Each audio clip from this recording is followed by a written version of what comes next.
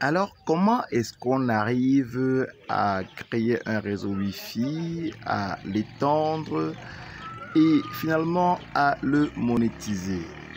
Bonjour, mon nom est Jocelyn Magloire Yumbi, tout petit ingénieur des télécommunications, blogueur, youtubeur, enseignant et formateur dans quelques grandes écoles d'Afrique en termes de réseau et télécommunications.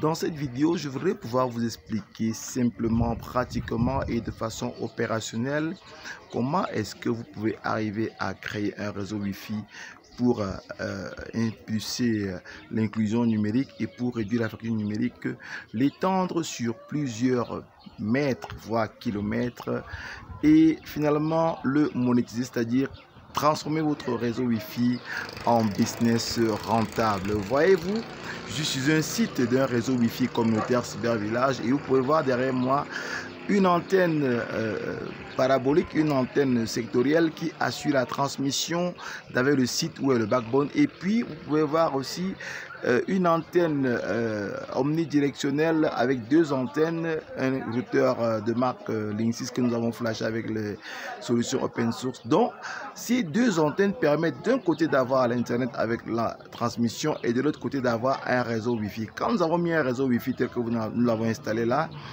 il vous est possible d'aller à une distance de 800 mètres ou de 1 km et pouvoir permettre de amplifier le signal ou alors de répéter le signal, mettre ce qu'on appelle un repeater. Et quand ce repeater est fait, vous pouvez étendre votre réseau jusqu'à plus de 2 km. Nous prenons le minimum 2 km parce que c'est le minimum que nous avons pu faire. Mais il faut le dire, à Banjul, nous avons fait un Wi-Fi de presque 4 km à la ronde. Donc qui couvre tout le centre-ville, qui va du côté de Tobé et du côté de l'UIT Fosso Victor de Banjul. Donc quand vous avez réalisé votre réseau, vous allez vous rassurer d'avoir ce que nous appelons dans le langage professionnel un portail captif. Le portail captif vous permet, c'est la page sur laquelle les clients ou les prospects de votre réseau Wi-Fi communautaire vont se connecter avant de pouvoir avoir accès au service internet qu'il y a derrière. Donc ça s'appelle une solution de portail captif qui peut se faire simplement et facilement avec des applications open source. C'est pas sorcier du tout.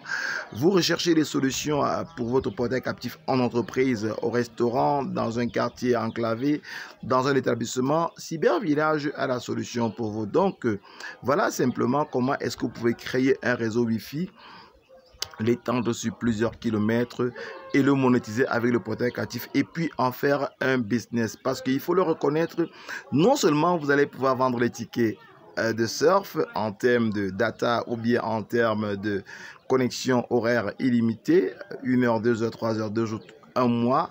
Vous allez aussi pouvoir mettre sur votre portail captif un espace publicitaire, ce qui vous permet d'afficher de la publicité et de vous faire payer par les prestataires qui veulent annoncer sur votre réseau.